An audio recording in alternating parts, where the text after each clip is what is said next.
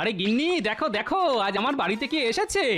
কে এসেছে ঠিক চিনতে পারলাম না তো।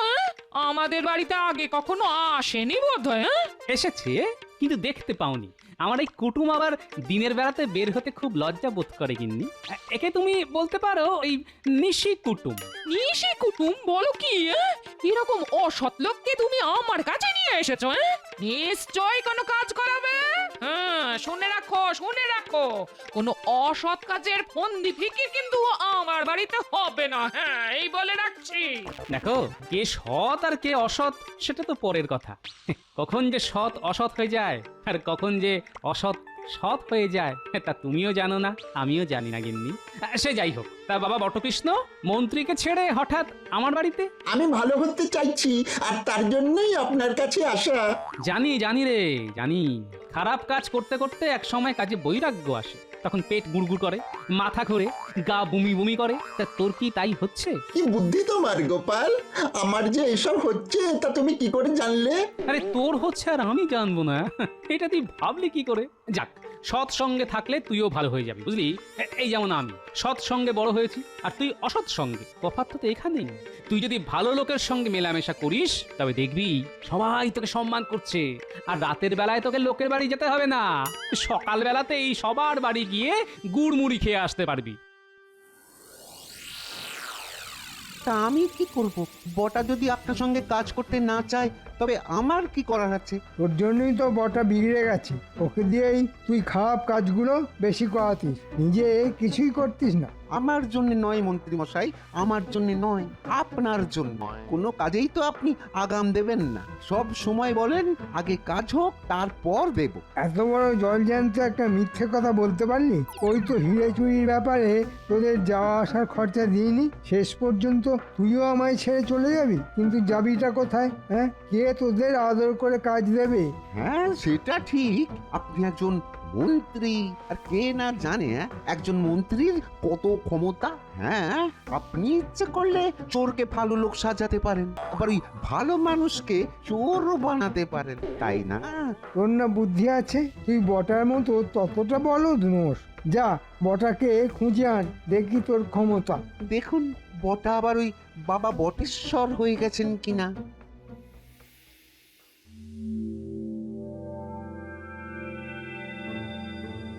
এ কি গোপাল, তোমায় আজ খুব কাহিল মনে হচ্ছে। তা শরীর কি খারাপ নাকি? আগে আমার শ্বশুর বাড়ি থেকে খবর এসেছে যে তাদের বাগানে গাছ লাগাতে গিয়ে তারা 100টা বাদশাহী মোহর পেয়েছে।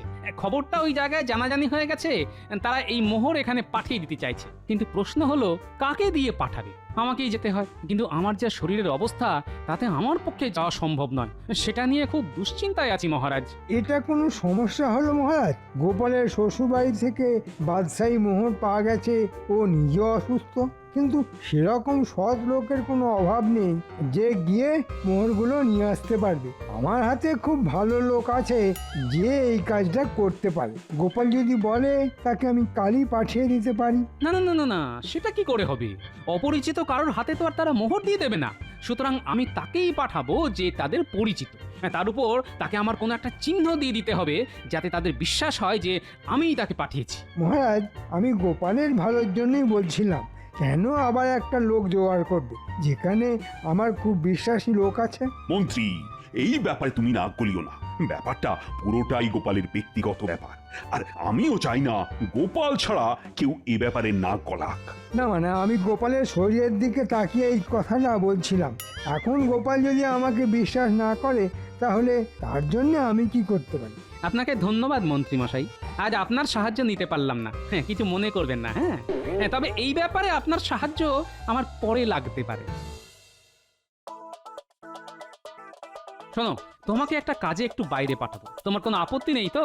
তোমার কোনো কাজে কি আমি মানা করছি? তুমি যা বলবে আমি তাই করব। এই নাও, ঠিক 100টা মোহর। এর প্রত্যেকটির গায়েই 1 থেকে 100 লেখা আছে। এই মোহর পুটলিতে ভরলাম। তোমাকে এই পুটলি আমার শ্বশুর বাড়িতে দিয়ে আসতে হবে, আর বলতে হবে তারা যেন এই পুটলিটা ঘরের সামনেই রেখে দেয়। রাতে চোর আসবে এটা নিতে, তারা যেন কোনো বাধা না দেয়। শোনো, এই বাদশাহী মোহর আমার সারা জীবনের সম্পদ। তিল তিল করে এগুলো জমিয়েছিলাম, সব তোমার হাতে তুলে দিলাম। সাবধানে নিয়ে যেও, আর তুমি এক্ষুনি বেরিয়ে পড়ো, কাল ভোর রাতেই পৌঁছে যাবে। সব কিছু বুঝিয়ে দিয়ে তক্ষুনি এখানে ফিরে আসবে, বুঝলে? এতে না বোঝার কিছুই নেই। এই মোহর কেউ আমার হাত থেকে নিতে পারবে না। দাও পুঁটলিটা দাও, আমি এখনই রওনা হয়ে যাচ্ছি। হ্যাঁ, সাবধানে যেও, কেউ যেন জানতে না পারে যে এটার মধ্যে মোহর আছে, ঠিক আছে? ঠিক আছে, আমি চললাম।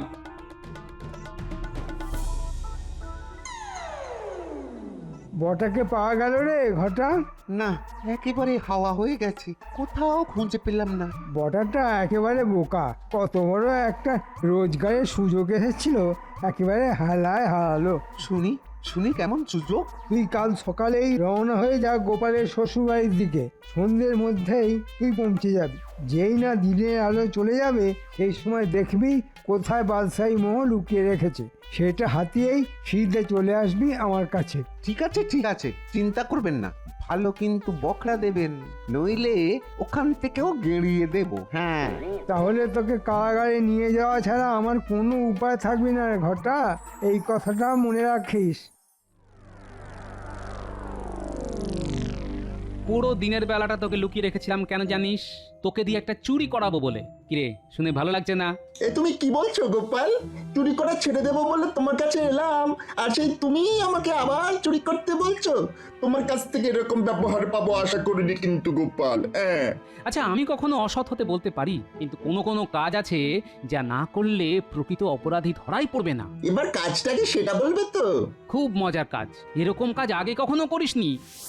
গোপালের শ্বশুর বাড়ি তো পৌঁছে গেলাম, এবার খুঁজতে হবে কোথায় মোহরের পুঁটুলিটা আছে।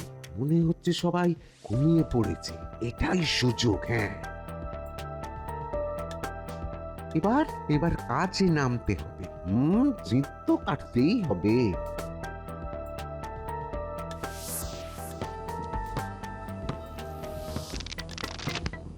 যাক বাবা, ঠিকঠাকই এসেছি, আমাকে কেউ দেখতে পায়নি। এবার কাজটা করি। ওই গাছের ঝুড়ি নেমেছে, সেখানে অন্ধকারে লুকিয়ে থাকি। ঘটা এই পথেই আসবে, ঝুড়িটা এমন ভাবে ফেলে রাখবো যাতে ঘটা হোঁচট খাবে খাবে।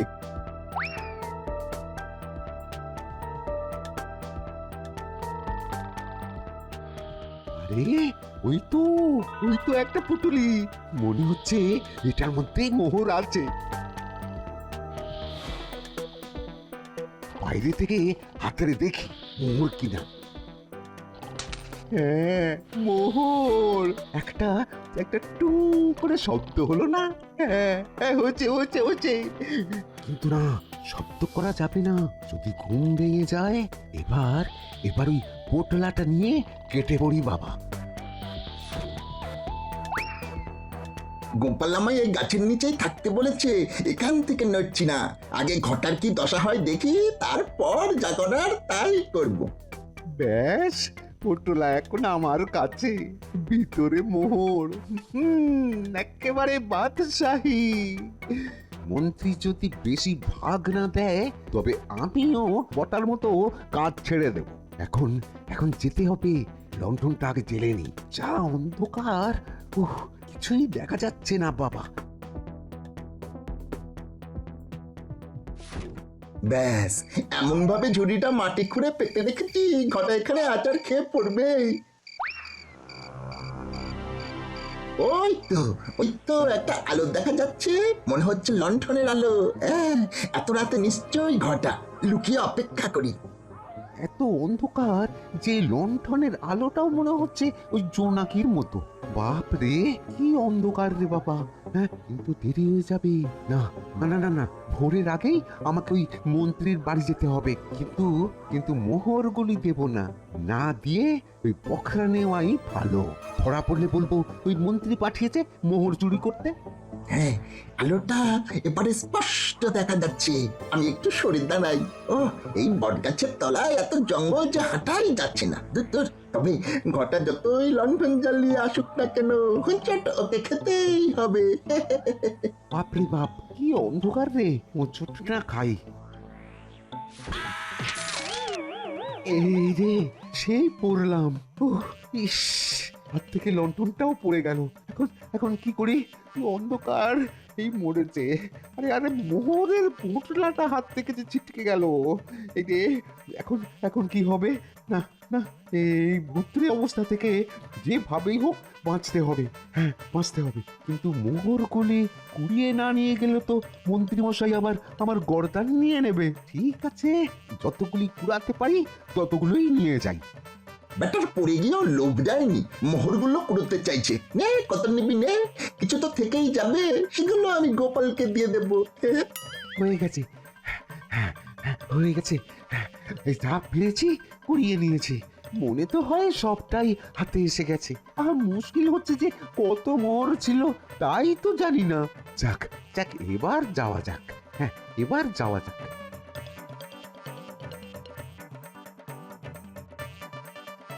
দেখ, ঘটা চলে গেছে, এবারে ধীরে সুস্থে সব কিছু গুটিয়ে নিতে হবে। এবার কাজ শুরু করা যাক।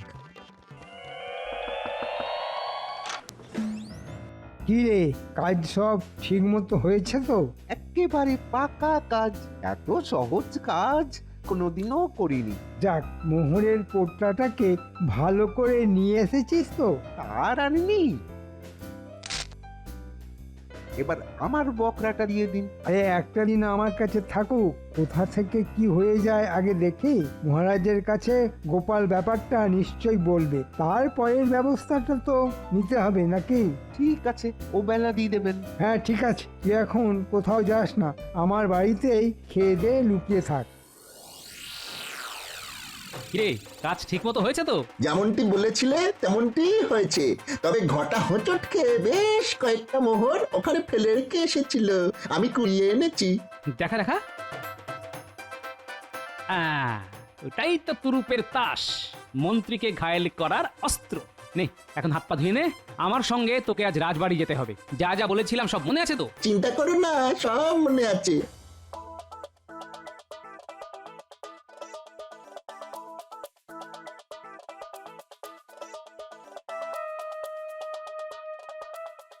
মহারাজ, মহারাজ, আজ একটা দুঃসংবাদ আছে। দুঃসংবাদ? কি সংবাদ গোপাল? মহারাজ, আমার শ্বশুর বাড়ি থেকে সব মোহর চুরি হয়ে গেছে। চুরি হয়ে গেছে? মানে চোর নিয়ে গেছে? অদ্ভুত। মন্ত্রী, মন্ত্রী এর একটা বিহিত করা উচিত। দেখো দেখো গোপাল কি বলছে, মন দিয়ে শুনে চোর ধরার ব্যবস্থা করো। আমাকে সব খুলে বলো গোপাল, এরকম অপরাধীকে বাইরে রাখা যাবে না, তাকে অবিলম্বে গ্রেপ্তার করব। দেখে নেবেন মহারাজ। না না, আপনাকে এত কষ্ট করে চোর ধরতে হবে না, চোর আমি ধরে ফেলেছি। তাকে একটু পরেই আমি সভায় পেশ করব। চোর সব স্বীকার করেছে? তার মানে ঘরটা গোপালকে সব বলে দিয়েছে? না না, তা হতে পারে না। ঘরটা আমার বাড়িতে নাক ডাকিয়ে ঘুমোচ্ছে এখন, কিন্তু এটা কি করে হবে? চোর তোমাকে সব স্বীকার করেছে? অসম্ভব ব্যাপার। কি আশ্চর্য মন্ত্রী, গোপাল যখন নিজে বলছে সে চোর ধরেছে, তখন কেন তাকে তুমি অবিশ্বাস করছো? মহারাজ, আপনি আদেশ করলে আমি চোরকে আপনার কাছে নিয়ে আসতে পারি। আনবো? সে কি এখানেই আছে? তাহলে তাকে ডাক দাও, আমি নিজে তাকে জেরা করব। বটেশ্বর, বটেশ্বর, এদিকে এসো।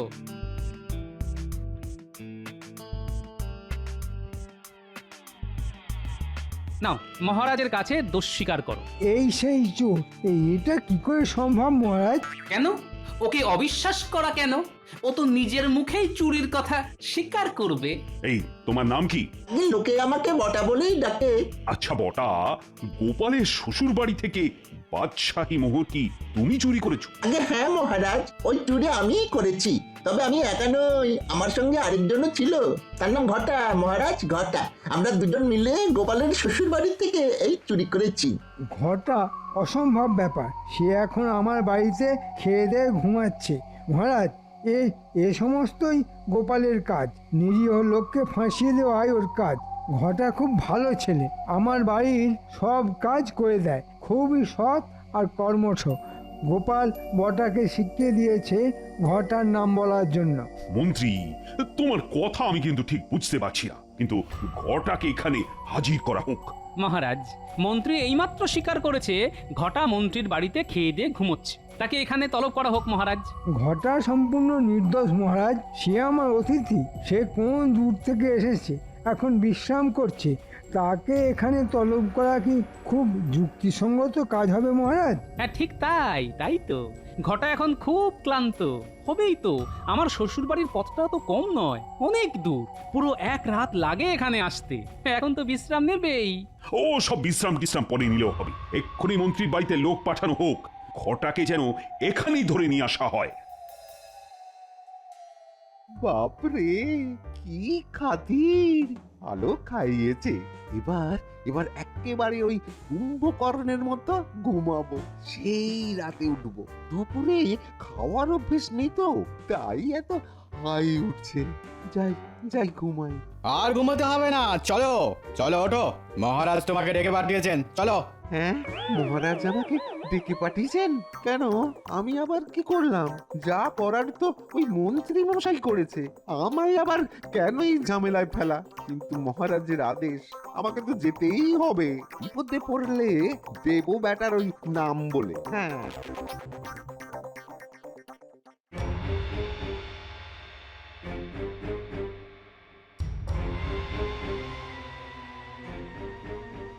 মহারাজ, আপনার আদেশ মতো এই যে ঘটাকে হাজির করা হলো। এই যে, তোমার নাম কি? আগে খটা। মহারাজ, এই ঘটা খুব ভালো লোক, কোনোদিনও কোনো অন্যায় করেনি। আমার বাড়ির টুকটাক কাজ করে দেয় সে, খুব উপকারী লোক এই ঘটা। এই তুমি থামো। গোপাল, তুমি কি বলছিলে বল। যথা আজ্ঞা মহারাজ। বটা তুই জানো কি বলছিলি, তা মহারাজকে বল, খুলেই বল। মহারাজ, গোপালের শ্বশুর বাড়িতে যে বাদশাহী মোহর চুরি হয়েছে না, সেটা আমি আর ঘটা মিলেই করেছি। মিথ্যে কথা মহারাজ, এটা হতেই পারে না। ঘটা আমার বাড়িতেই ছিল, কোথাও বেরোয়নি। আপনি তো একটু আগেই বললেন ঘটা অনেক দূর থেকে এসে এখন ঘুমোচ্ছে। সে যাই হোক, বটা তোর কথা বিশ্বাস করব কিভাবে? তোর সঙ্গে আর কে ছিল যে তোর কথাটাকে সমর্থন করবে? আর কেউ ছিল না মহারাজ। বটা ভালো করে ভেবে বল, কেউ কি ছিল আশেপাশে? না, সেরকম কিছু ছিল না, তবে একটা বিশাল বটগাছ ছিল, যার অনেক ঝুড়ি গাছ থেকে নেমে এসেছিল। গোপালকে এবার বট গাছকে সাক্ষী হিসেবে ডাকবে নাকি? ডাকতেও পারি, তাতে আপনার কি? আচ্ছা বটা, তাহলে তুই বলছিস তোর সঙ্গে ঘটাও ছিল? আগে হ্যাঁ মহারাজ। আমি এই বটা বা বটেশ্বর কারোর কথাই বিশ্বাস করি না। আচ্ছা, এবার কয়েকটি প্রশ্ন আমি ঘটাকে করতে চাই মহারাজ। হ্যাঁ হ্যাঁ, আমিও শুনতে চাই তোমার সওয়াল। করো করো, কি প্রশ্ন করার আছে তোমার? আচ্ছা, বটা যে বললো তুইও ওর সঙ্গে চুরিতে ছিলি, সেটা কি সত্যি? ডাহা মিথ্যে কথা মহারাজ, ডাহা মিথ্যে কথা। আমি গোপালের শ্বশুর বাড়ি চিনি না, কি করে যেতে হয় তাই জানি না, আর আমি চুরি করব? এটা ঠিকই মহারাজ, ঘটা আমার বাড়ির রাস্তা চেনে না, জানেই না। তাহলে সেই বট গাছকে সাক্ষী হিসেবে পেশ করা হোক মহারাজ। মহারাজ, গোপালের শরীর খারাপ, তাই মাথায় কাজ করছে না, নইলে একটা গাছকেও সাক্ষী হিসেবে রাখতে যায়। ওকে বরঞ্চ বৈদ্যের চিকিৎসা নিতে বলা হোক মহারাজ। আচ্ছা, গাছকে যদি আনা যায় তবে আমার আপত্তি কোথায়, কিন্তু কি করে তা আনা হবে সেইটা আগে বলে নাও। মহারাজ মহারাজ, আমি আগেই বলেছি আমি নির্দোষ। যদি অভয় দেন তো বলি, ওই গাছ কোনো মতেই এখানে আনা যাবে না। গাছটা প্রকাণ্ড, নিচে জঙ্গল, তার উপর যা ঝুড়ি নেমেছে, তাতে আসল গাছ কোনটা সেটা খুঁজে বার করাই খুব মুশকিলের ব্যাপার হবে। তাও ওই দুই একটা নদী পেরিয়ে আনতে হবে। সেটা কি সম্ভব মহারাজ? গোপালের মাথা খারাপ হয়ে গেছে, তাই ও আমার নামে এরকম একটা অভিযোগ করতে পারলো। আমার মাথা ঠিকই আছে মহারাজ, প্রকৃত অপরাধী এই ঘটাই। ও একটু আগেই বলেছে আমার শ্বশুর বাড়ি নাকি ও চেনেই না, কোনোদিন যায়ও নি। তবে ওই বট গাছের ঝুড়ি কতটা নেমেছে, নিচে জঙ্গল আছে, সেটা জানলো কি করে যদি নাই যায়? তাহলে ওকে গ্রেপ্তার করা হোক মিথ্যে সাক্ষী দেওয়ার জন্য। কিন্তু গোপাল, চুরির মাল যে কোথায় আছে সেটা তো জানা গেল না। সব জানতে পারবেন মহারাজ, একটু অপেক্ষা করুন। আচ্ছা বটা, কটা মোহর তুই কুড়িয়ে পেয়েছিস? আগে মোট 4টে। দেখা দেখা মহারাজকে দেখা। এই যে মোহরগুলি মহারাজ। মহারাজ, সেদিন আপনি বলছিলেন কে সৎ আর কে অসৎ। এই রাজসভায় সবচেয়ে অসৎ একজনই আছেন, তিনি মন্ত্রীমশাই। এই পুরো ব্যাপারটাই আমার সাজানো ফাঁদ, আর সেই ফাঁদে ধরা দিলেন মন্ত্রীমশাই স্বয়ং। মিথ্যে কথা, মিথ্যে কথা মহারাজ। গোপাল চক্রান্ত করে আমাকে ফাঁসাচ্ছে। সবটাই প্রমাণ হয়ে যাবে। আপনি মন্ত্রীমশাইয়ের বাড়িতে তল্লাশি করতে আদেশ দিন মহারাজ।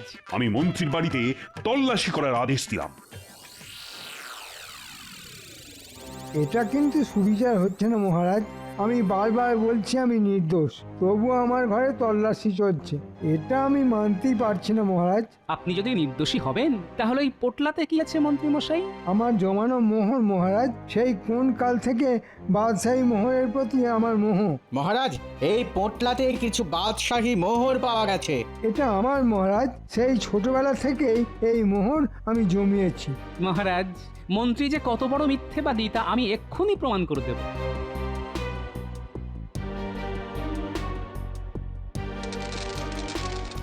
এই দেখুন, এই সব মোহরে আমি 1 থেকে 100 লিখে রেখেছিলাম। এবার আসুন গুনে দেখি কটা আছে।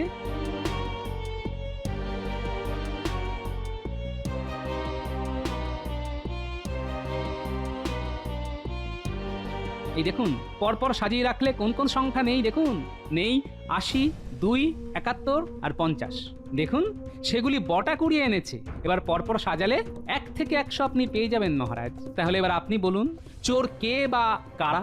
কিন্তু গোপাল, বটা এটা কুড়িয়ে পেল কোথায়? আমি আসলে পুঁটির বাবাকে দিয়ে আমার এই মোহরগুলি শ্বশুর বাড়িতে পাঠিয়েছিলাম। ঘটাকে সেই মোহর চুরি করতে পাঠায় মন্ত্রী মশাই। আমি আবার ঘটার পেছনে বটাকে পাঠিয়েছিলাম পুরো ব্যাপারটা নজর করার জন্য। ঘটা বট গাছের ঝুড়িতে হোঁচট খেয়ে মাটিতে পড়ে যায়, মোহর ছটকে যায় এদিক ওদিক। সেগুলোকে কুড়িয়ে আনে বটা। সেই সংখ্যা দেওয়া মোহরই আপনার সামনে হাজির করলাম আমি। আপনি একটু খুঁজলেই সেই ভাঙা লণ্ঠনটা পেয়ে যাবেন মহারাজ। ওই যে ঘরের একপাশে পড়ে আছে ভাঙা লণ্ঠন। দেখলেন তো? মন্ত্রী আর ঘটাকে এক্ষুনি বন্দি করে কারাগারে নিক্ষেপ করা হোক। জয় জয় তোমার গোপাল, তোমার ফাঁদে তাহলে মন্ত্রীর মতো অসৎ লোকেরাও ধরা দেয়। তোমার বুদ্ধির কোনো তুলনাই নেই। কে তোকে আগ বাড়িয়ে বট গাছের কথাটা বলতে বলেছিল? বলেছি, বেশ করেছি। দেখি আমি ছাড়া রাজ্য চলে কিনা। কাকে আর দেখবেন? আমি ছাড়া আর কাউকে দেখার কোনো উপায় এ জীবনে আর পাবেন না।